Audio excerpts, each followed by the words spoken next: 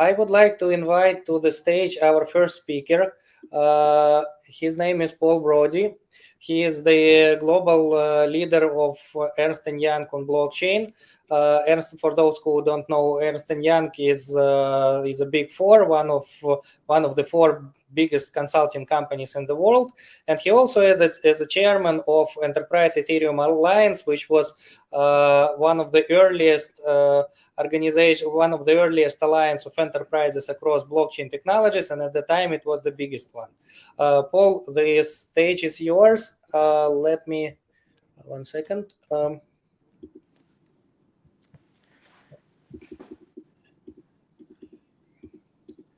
Yes. Fantastic. And Sergey, I'm just going to have to tell you to advance the slides because I am in Singapore and I didn't bring a laptop. I just brought my iPad. So everything here is being done on the iPad, and the StreamYard client doesn't support presentation from the iPad. So super excited to be here. Super excited to be talking about this. I really want to echo Max's comments before.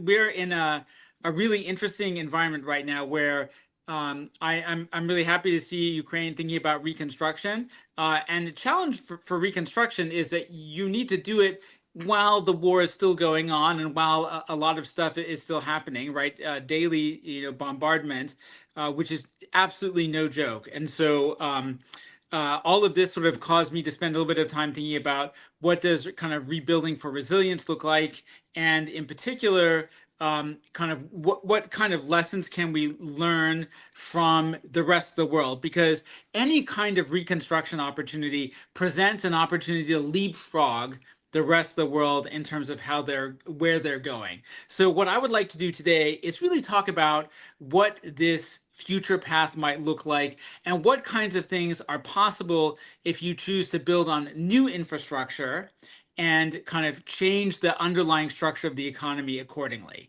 So with that, let's get going. We'll start on the next page, which is, I really think there's a lot of lessons to be learned from Ethereum. Ethereum is a heavily decentralized system, and it's remarkable because it has been running continuously now for over a decade without a single minute of downtime, which is truly, truly astonishing. And during that process, Ethereum has gone through more than 14 major network upgrades, including a complete transformation of the network that shifted it from a proof of work network to a proof of stake network.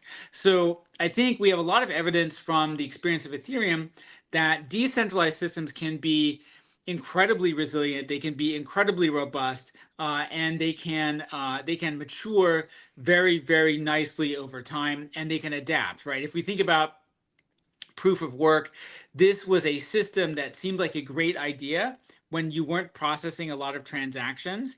But as you put it under pressure and you add more and more transactions to the system, it became clear that the carbon footprint and the transaction kind of compute power required to run proof of work competitively and effectively wasn't working. And so whereas Bitcoin has been unable to shift away from proof of work, Ethereum made a very elegant switch to proof of stake and did so with zero downtime and cut its carbon footprint and its resource consumption by over 99%. So if we go to the next slide, one of my key points of view is that if we can, to the extent that's possible, do the rebuild on a decentralized operational model, we will get a lot of advantages, right? I think operational resilience is one of the most important, and that is something that will show up on day one. Censorship resistance, I think from an individual standpoint, right, the ability to be able to speak your mind is incredibly important. Censorship resistance for individuals in a political context has an equivalent for business users, which is monopoly resistance. Monopolies are incredibly destructive to value creation, to wealth creation, and to growth. And so decentralized systems that are permissionless and interoperable are very, very resistant to monopolies. And done right, they can be exceptionally resistant to corruption. They can provide a level of transparency that is extremely valuable. That being said, I think it's worth admitting with some level of honesty that corruption resistance in a blockchain ecosystem is not a guarantee. just because people are aware of there's transparency as to what's going on, isn't a guarantee that people will, take action when they see bad things happening. On the next slide, in terms of what is this potential scope for applying blockchain technology, especially something like Ethereum, the answer is pretty much all of it. I like to joke that this is a very sophisticated business school kind of structure for understanding how all transactions work, but it's really super simple. Every transaction, B2B, B2C, government to government, government to individual, government to business, it's all the same. Money for stuff, right? One party has money, the other party has product, service, or asset. They are exchanging those things under the terms of some kind of an agreement. And so when you think about the overall long-term scope of what's possible on a distributed infrastructure, the answer for me would be 100% of all business and personal transactions can go on chain. And I would also like to add that if you look at things like the Ethereum roadmap, that is a completely realistic aspiration. The Ethereum strategic roadmap, the goal is 1 trillion transactions a day over the next few years. That means 100 transactions per person for every person on Earth every day. And that's just where we can get to in the next few years. So with that sort of foundation laid, I want to talk about sort of what I see as kind of the two big things that we can do to think strategically about the future of business and finance in a decentralized infrastructure.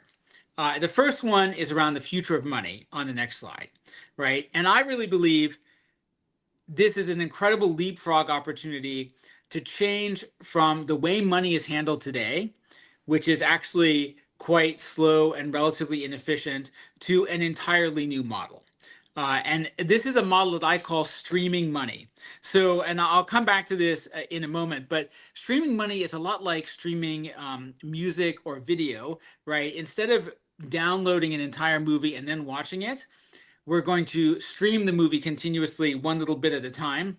The same thing is going to happen with money. Instead of moving money around in big chunks like paychecks and big payments, we're going to stream it one small bit at a time based on progress, activity, output. So let's talk about the future of money on the next page. There's 3 big drivers of what people are going to look for in terms of pushing for demand for money and stablecoins. The first is to buy assets. The second is to make consumer payments both for stuff and between people. And the third is to run business ecosystems.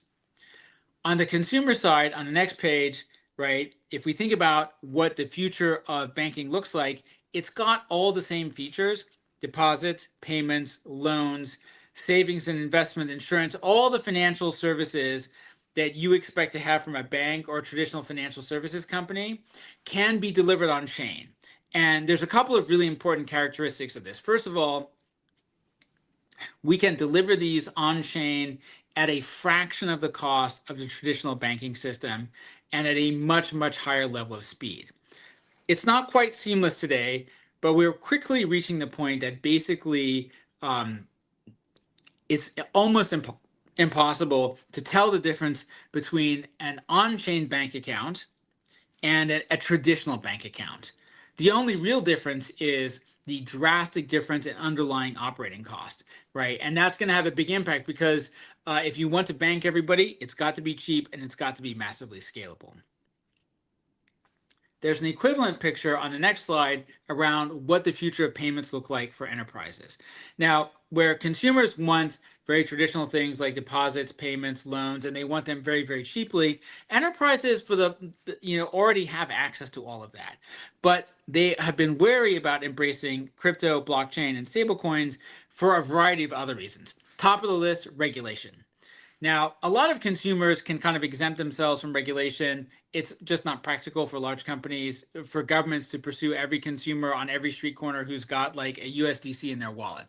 But banks and large corporations, they care about regulation. They need not just to not be prosecuted, they need a clear green light. They need local currencies. They need interoperability between stablecoins, right? There are literally dozens of US dollar stablecoins, for example. We need to be able to retrieve all of them for $1 face value, integration with banking, and integration with systems. And all of these things are gradually happening. They are not probably as advanced in the enterprise space as in the consumer space, but we are really getting there. And one of my favorite examples is SAP. SAP is the world's largest ERP infrastructure developer, and they have developed an add-on to their ERP system called Digital Currency Hub. With Digital Currency Hub, you can have full integration between your bank, your crypto custody partner, and your own enterprise systems. And EY was actually, not only did we help SAP with this implementation, we were one of the first to make use of it. I think we actually were the first to make use of it.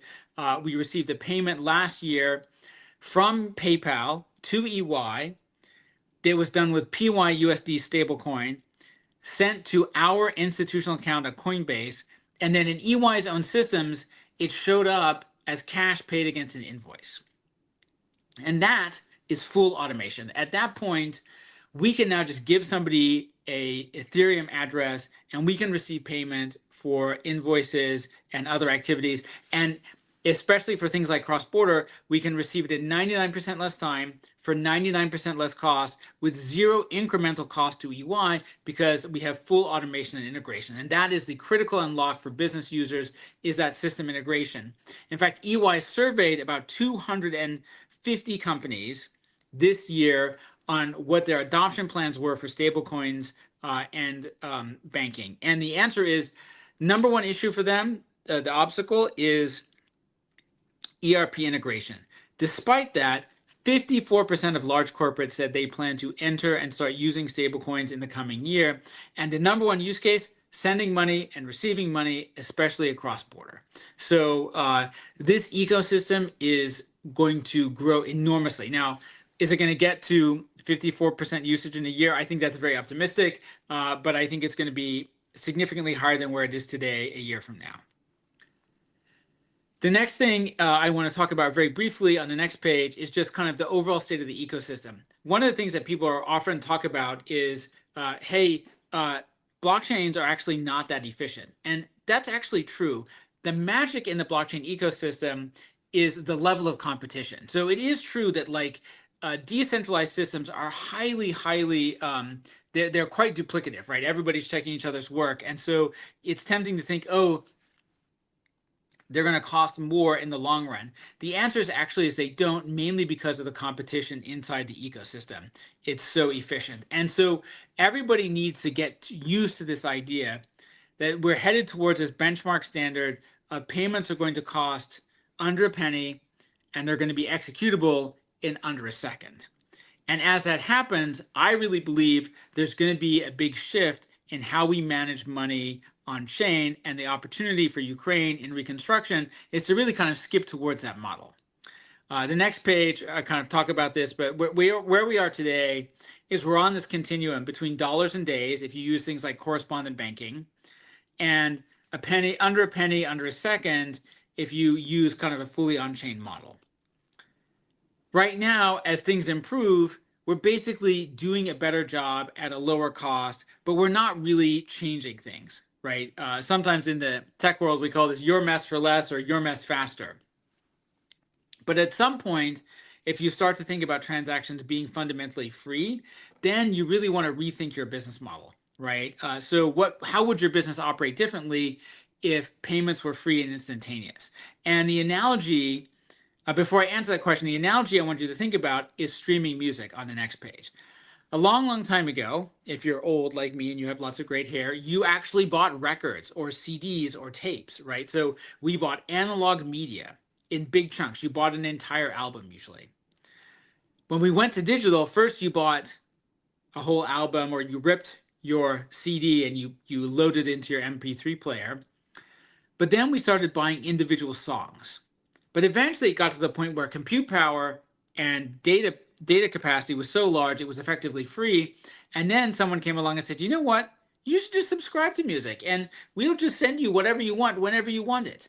And that was a streaming model. And what was interesting about the streaming model is we had been in a world of digital music for almost a decade, by the time the streaming model came up. It didn't show up on day one. It showed up after a decade of digital transformation. I think same thing is at risk of happening here with digital payments. So what does this look like? I think two things. Number one, for business users on the next page, it's really about how you manage your global treasury and payments. Today, companies keep kind of piles of cash all over the world, and then they have a kind of a central global treasury that tries to manage, any kind of surplus money, get a good return, and hold on to it potentially before returning it to shareholders or spending it. I believe the future is that global treasury becomes a lot bigger, and all of the outlying kind of banking and payment systems become much, much smaller, because it's now possible to manage global payments, global treasury almost instantaneously. Today we keep money the same way we keep inventory. We keep it in places to handle the uncertainty about when we get paid or when money is coming in. In the future, we don't need to worry about that because money can be moved instantly anywhere. So we're going to keep as much of it as we need to in this central location, and we're going to try to maximize the return on that investment. Now, for businesses, this is about operationalizing changes in working capital towards a just-in-time model. For individuals, a very similar thing is going to happen, which I talk about on the next page, which is we're going to move away from paying stuff 1 day at 1 month at a time, whether it's getting paid every 2 weeks or 4 weeks, or paying our bills every month. We're going to move to a model where we basically pay in real time, or we pay every single day. And I think what's going to drive this forward is really the incentive power of working with folks and paying them immediately. There's just a ton of academic research that basically says, if you tell somebody, if you save electricity today, you're going to save money in 30 days, it's not very compelling. If you say, I can save you 25, 50 or cents or $1 or $5 today, that's not a big deal if you're thinking about 30 or 60 days from now when your electricity bill comes and then you have to pay it. But if you say, I'm going to save you money today and you're going to see those savings tonight at midnight, that's a big deal. And it's an even bigger deal for people who work on an hourly basis or gig workers, right? If you say we need extra people to work and you're going to get paid today, that's a big deal. In fact, the research basically shows results are between 100 and 300% more effective if you offer same-day incentives or immediate incentives compared to having to wait for weeks at a time. So I think we're headed towards an economy of streaming money, paying every day, getting paid every day, and that's the future. That's what the future of money looks like. So that's the future of money. But I think in this picture that we painted at the beginning of the discussion, right, it's money for stuff under the terms of an agreement. All we've talked about is the money, right? And at the end of the day, we're always exchanging money for stuff. And so we should talk about the business applications, the other part of that, starting on the next page. So industrial applications have been really slow to arrive in the world of crypto and blockchain technology. The reality is that like 99% of the stuff that we do is financially focused. And I think if you're building a truly diversified industrial economy, you need industrial capabilities. You need things like inventory management and asset management. And so if we go to the next page, again, let's revisit this picture of money for stuff. We've been so focused on the money, but the truth is that making payments is actually a relatively small part of the total cost of running a business. Everything that businesses do depends on cooperation and coordination. And today, if you look at this picture I laid out on the next slide, basically all the clever things that companies do inside of their business fall apart the minute you have to deal with suppliers. So all companies, all large companies, basically have these systems internally called ERP, Enterprise Resource Planning. And they basically make sure the left hand knows what the right hand is doing, right? If somebody buys the last item on the store shelf, it places a replenishment order. And companies have very good, well-established processes. They reach agreement on data, process, tools, everything. The minute you leave the boundaries of your enterprise, everything is a mess. And so things that are done cheaply and quickly inside of a company that are done through a fully integrated system like SAP tend to end up as PDFs or Excel spreadsheets or, heaven forbid, faxes, right? And that process is very inefficient. And you can see it in the data on the next page. Payments cost companies about $12, right? And these are things like domestic payments. And by the way, most of that $12, that's labor. That's human labor, people trying to work with each other to figure out, should we pay this bill? The $12 for making the payment is a fraction of the cost, probably around $450 of the entire cycle of creating the purchase order, sending the message to place the individual replenishment, reviewing the purchase order, checking arrival and delivery, sending messages back. That whole process is $450, right? And we can put all of it on chain. And I think in the future, what it's going to look like on the next page is this vision of tokens and smart contracts. So in this picture of a very traditional buy, make, move, store, and sell supply chain, stuff in the form of tokens moves from left to right. And money in the form of money tokens moves from right to left. And all of it's governed by smart contracts between companies. And we know for a fact that this is transformational. Like, if you can put all of this on chain, it's so much faster and more efficient. And I'll give you my favorite example on the next slide. EY built a smart contract system for Microsoft to replace a legacy system that they had for the Xbox video game network. It was immensely successful. The time required when they shifted from legacy systems to smart contracts basically went down almost to zero. It used to take about 45 days after the end of the month to produce a statement. So whatever you were seeing might be up to like 75 days overdue. Now, basically, business users can see their transaction status and their royalty payments that they're owed within 4 or 5 minutes of the actual transaction.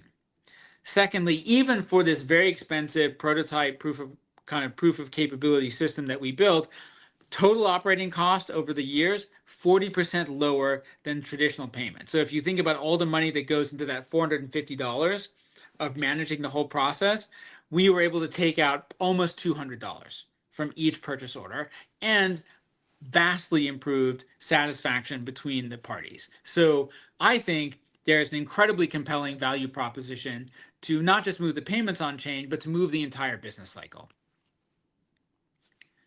Lastly, let's talk about the final thing on the next slide, which is privacy.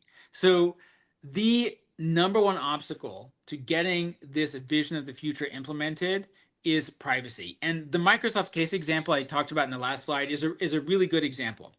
When we originally created it for Microsoft, we had this vision of building like an industry utility. Not just Microsoft would use it, but all these other video game companies would, and it would be amazing and awesome and decentralized. The only problem is nobody at Microsoft wants to show the people at Sony or Nintendo what they're paying for their games. And by the way, it's exactly true of the people at Nintendo and everywhere else. They don't want to share all the details of their game contracts.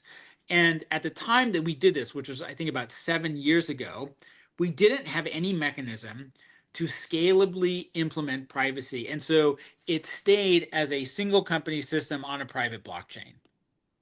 The good news is we know how to do this now with full privacy on a public blockchain.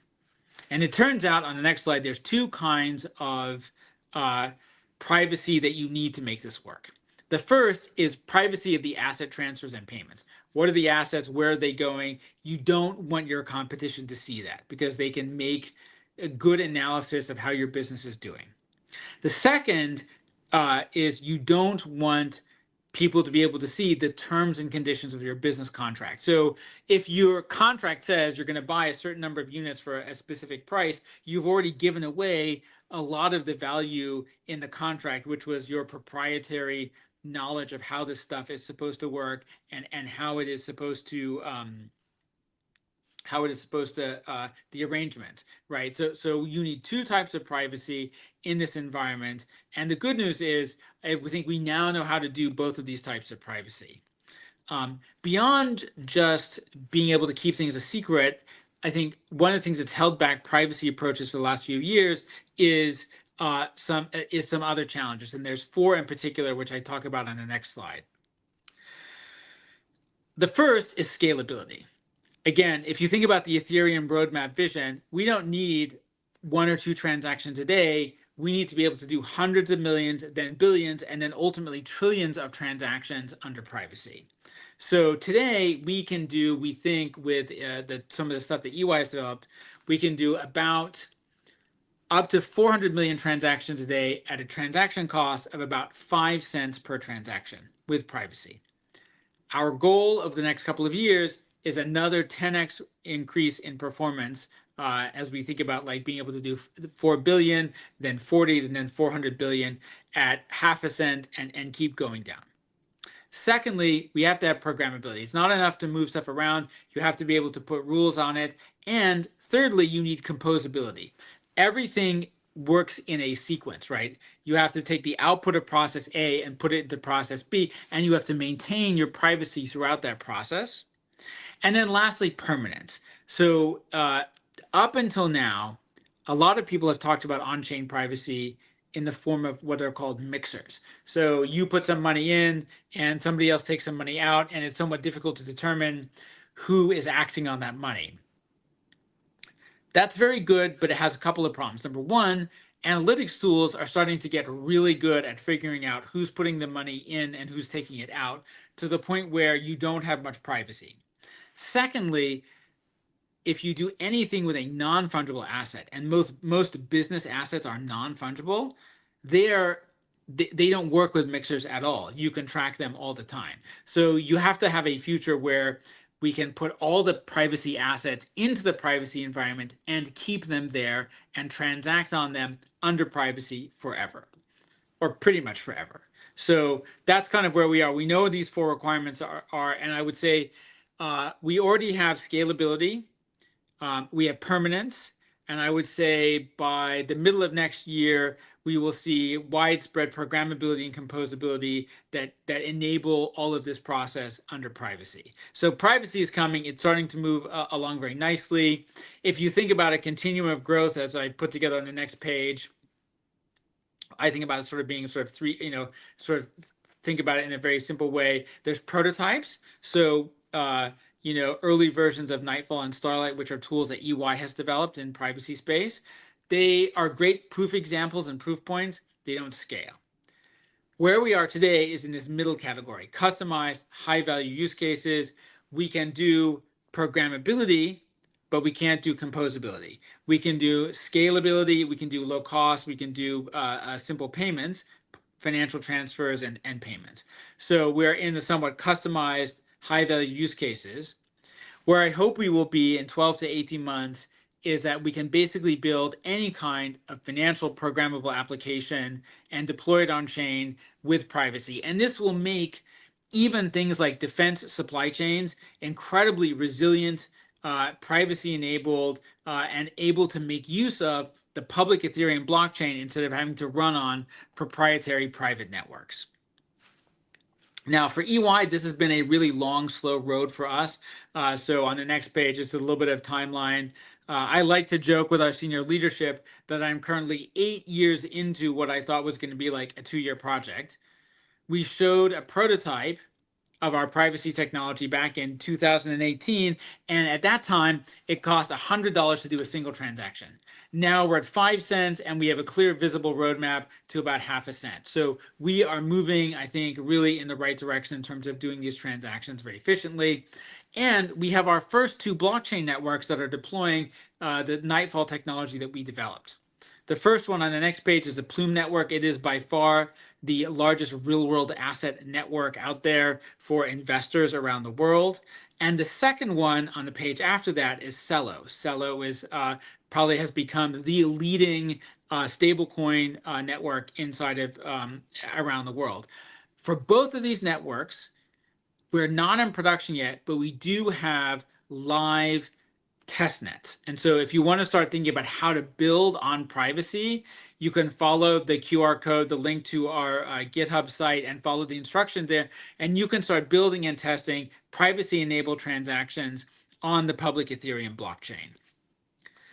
So we are moving along. We're moving very fast. Even though it feels like it's been a long, slow process, just sort of wrapping up on the next page, I'm excited about kind of the pace at which things are moving now. You know, if you had told me 5 or 6 years ago that half of the world's largest companies were going to start using stablecoins in the next year, I would have said that's ridiculous, not going to happen. The reality is that that's what the surveys are telling us now. So I'm very excited about this path forward. And as I said before, we are at the point where the technology is mature enough and the use cases are well enough understood that this is an opportunity in the reconstruction of Ukraine to really leapfrog the rest of the world's global digital infrastructure and build something that's incredibly resilient. I will finish up with a couple of things. First of all, a little bit of shameless advertising for myself on the next page and for EY. As a firm, we are incredibly focused on the Ethereum ecosystem. We are deeply integrated from a technology and organizational standpoint. I wrote a book, Ethereum for Business. I'm also the chairman of the Enterprise Ethereum Alliance. I have been working with Vitalik Buterin since 2014 on blockchain. And I will finish up on the next slide. If you want to follow the QR code and you have a crypto wallet, you can have an NFT minted for you by EY at our blockchain.ey.com location. I make a new collectible NFT every month. And with that, I think that brings me to the end of my presentation, and I am very happy to open the floor up for questions, Q&A. I've never used this platform before, so I don't know how that works, but perhaps it shows up in the chat, or if there's somebody who wants to read the chat. I see already one question, which is, why did EY prefer ETH over, say, Solana or Hyperledger? This is actually a great question. It's one of my favorite ones I get all the time, and this is really important. Couple of reasons. First of all, I'm a really big believer in public blockchains. So if you go back, and I'm a big fan of like the history of networks and technology. And if you go back and you look at what happened with the internet, it was very clear open public networks that are permissionless are vastly more productive, they're more successful, and they're much more dominant. So our first conclusion was that private blockchains would never work. And I think that's been borne out. People keep trying private blockchains. I don't know why. They don't work. But basically what happens is all the participants in the private blockchain get together, and it turns out they mostly spend their time fighting over like how to divvy up what they think is the money they may or may not make. But it turns out that private chains, corporate chains, just don't work. So the future is always going to be on public blockchains. As for the Ethereum versus Solana question, or Ethereum versus any of these others, I tend to think of myself as what I would call a pragmatic ETH maxi. I'm never going to get stuck arguing that I think Ethereum is somehow technically better. It is the most widely used network. It has an exceptionally strong governance structure. And so typically, you know, dominant networks that have reasonably good governance are almost impossible to unseat. And other networks have cool, better features. But what tends to happen is that the incumbents look at those features, adopt them, and catch up. And a good example of that was like proof of stake. Ethereum wasn't the first network to do it, but they saw it, they recognized it for a good idea, and they implemented it. Second question I see here is, do I see a role for tokenized private debt in the reconstruction of UK's energy sector? I absolutely do. So I think one of the really cool things that you can do with blockchain is you can tightly integrate an asset and a debt and a payment process. So not only can, instead of giving money generally for an outcome, you can give money for very specific outcomes, and you can actually make sure through smart contracts that the income from those assets is flowing back into your process. And so if you think about something like a decentralized electrical grid with a lot of solar, a lot of localized battery storage, the cool thing about this is you have the mechanism to fund a decentralized infrastructure. You have a mechanism to handle payments from a decentralized infrastructure, and you'll be able to onboard a huge decentralized ecosystem of investors, developers, and engineers. So I actually think one of my rules of thumb is that every industrial revolution requires an associated information technology revolution. And so we are going through an industrial revolution of decentralized systems like energy and manufacturing, and they should be supported by a decentralized ecosystem of investment, payments, and operations.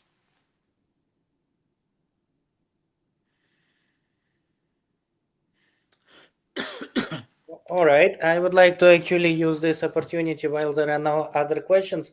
I have a question. So, on a very high level, basically we mentioned, like, we went through multiple. Actually, and that's just.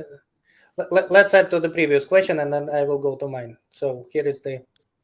Yeah, and add sustainability certificates into the value proposition. Absolutely, right? This is, I think this is also part of the whole like supply chain conversation.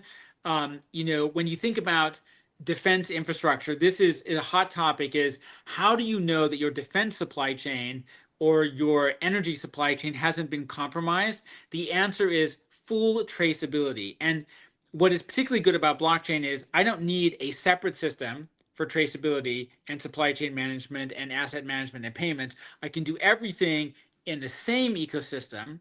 And even though it's a single ecosystem, I can have privacy and I can have decentralization and I can have resilience. So I actually think from sustainability certificates, supply chain security, all of those things get baked into the architecture of blockchain in a way that simply doesn't exist in other systems. So good question.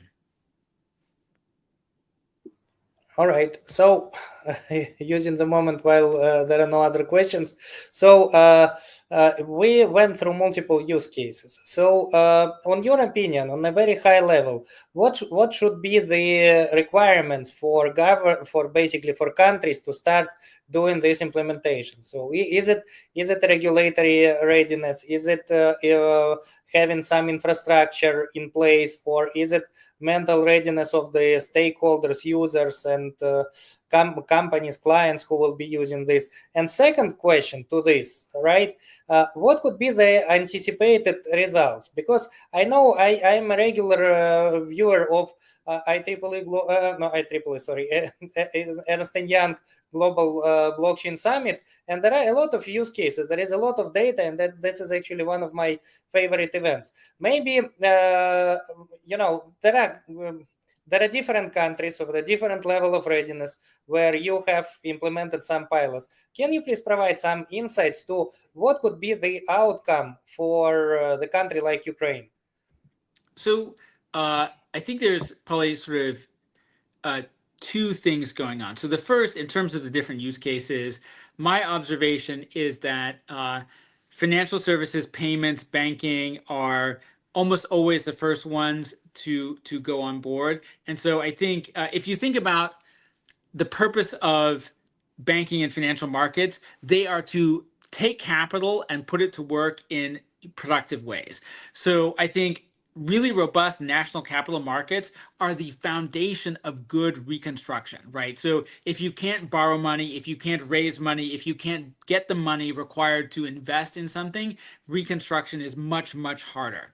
So anything governments can do to create better functioning, more efficient capital markets has a huge downstream impact on kind of growth and reconstruction. And so the first thing is, I think regulators can have a really big role to play in figuring out how to create really good, robust capital markets and not push people towards speculative markets that are more like entertainment, right? So it's the difference between being able to launch a renewable energy bond on chain versus like some kind of like entertainment coin. And there's a really interesting analogy, I believe, that in trying to overly discourage crypto and blockchain, US regulators actually accidentally created a lot of demand for meme coins, because what they said was a lot of these like financial assets are securities and they need to be regulated, whereas meme coins are just entertainment, and so they didn't need to be regulated. And so ironically,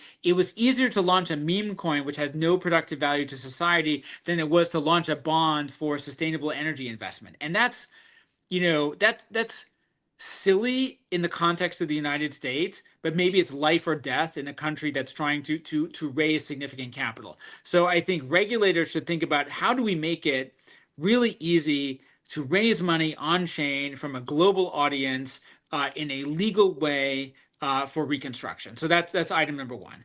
Item number two, think about how to integrate the tax system. I know this is like the most boring thing on earth, but one of the things that's happening all around the world is that countries are, people are dollarizing from the bottom up. They're using stable coins, not because they want to evade taxes, but because they believe that their stable coins are safer, more effective, they're easier to use. And so there's this huge risk that a fully separate stablecoin economy that's not integrated into the tax system will create big, like, sort of will hollow out the tax base. So integrate it into the tax system, make it a real part of the economy. And then lastly, lead by example. So if you think about a market like the United States, we're the biggest financial market on earth. If you make something legal, the banks are all going to stampede into it because the US is just a really attractive marketplace in which to operate. But if you're a small country that's reconstructing yourselves from a war, people may say, oh, I get it. The regulatory environment is great, but I don't really need to be there.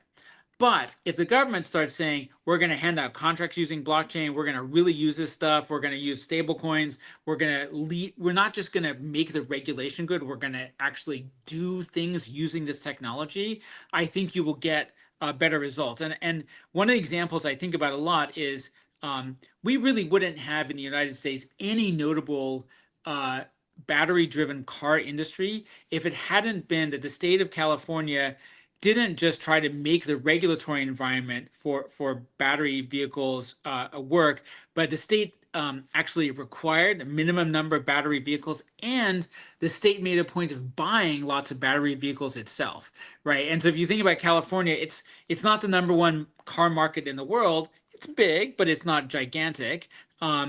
The extra step of not just trying to be a good regulatory environment, but actually trying to integrate and use this technology made a difference. I think in the case of Ukraine, good regulation is good, but given that you're not a really big financial market or a big, manufacturing environment, a little bit of extra step to make use of it will be helpful. And I see we got one last question here. You probably have somebody coming on at this time, but I'll just take this. The Payments Association recently released their white paper on XP payments, which mentions concerns with using stablecoins because some transactions have something to do with illicit funds. So absolutely, 100%, I agree. Like, criminal behavior is not good. And I worry a lot that some countries have been too lax on criminal behavior in crypto, and that's kind of hurting the whole ecosystem. Now, in fairness to the crypto ecosystem, most money laundering happens in the traditional banking system, right? That's where most of the money is. There's no system that's absolutely perfect. A good example of some of the ways that we're thinking about it at EY is I'm a big believer in privacy, but not anonymity.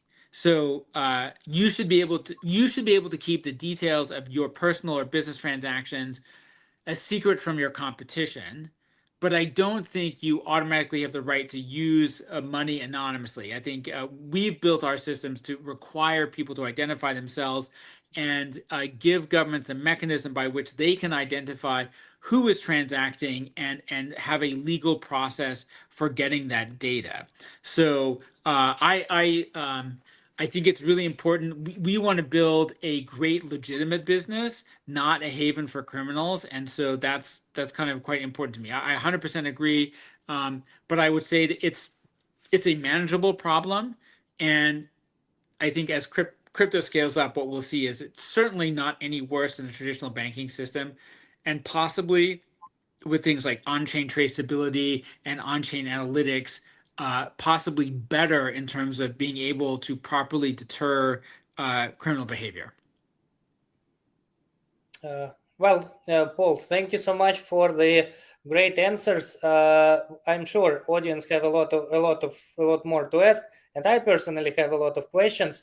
But we need to process to the next speaker. And yeah, thank you so much for finding the time, and thank you for being with us. We look forward to seeing you tomorrow at the panel. That's fantastic. Thank you so much for having me. See you all tomorrow. Thank you.